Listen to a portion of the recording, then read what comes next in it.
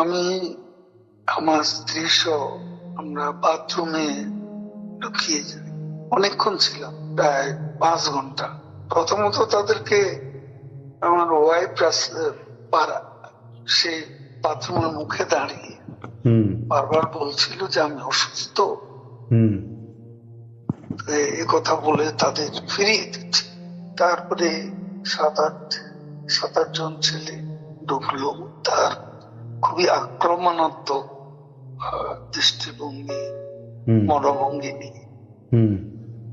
তখন হঠাৎ তারা আমার দিকে তাকায়।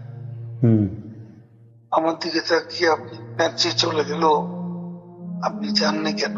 আমি কিছু বলছিলাম। তারপরে ছেলেদের মধ্যে কি ভাবের উদয় হয়েছে জানি না, তারা আমাকে বলে আপনার ছবি তুলুন। তারপর আমার ছবি তুলতে শুরু করলো, সেলফি নিচ্ছিল, ছবি তুলেছিল। এরা ছাত্ররা অনেকে আমাকে চেনতো।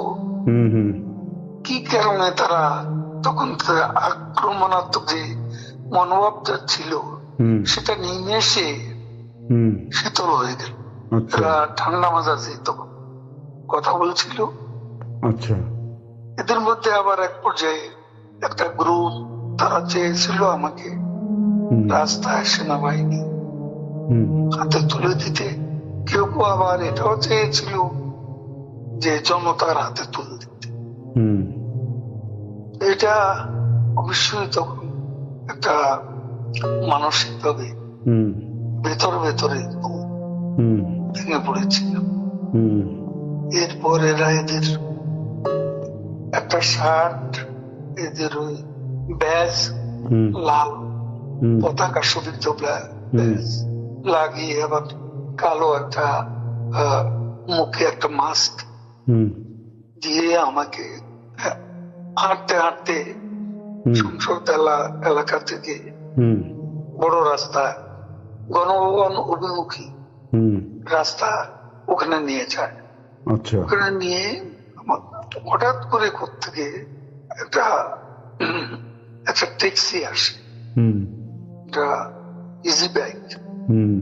সেটা খালি ছিল, ওখানে কোনো গাড়ি ঘোড়া কিছু ছিল না। ওটা হঠাৎ করে কেন যেন এসে পড়ল। তো আমার ভাগ্য, এরা দুজনে আমাকে নিয়ে, আমার ওয়াইফকে নিয়ে ওটাতে উঠলো আর বলতে লাগলো, ওতে তো অসংখ্য মানুষ, চেক আপ সব জায়গায়। এরা বলতে লাগলো যে আমাদের চাষি অসুস্থ, হাসপাতালে নিচ্ছি, ডিস্টার্ব করবে না। এই করে করে নিয়ে গেল একটা অনেক দূরে একটা জায়গা। তো এটা হলো, ভাবতেও পারেনি ওরা যখন বাথরুমে ঢুকলো যে বেঁচে থাকে।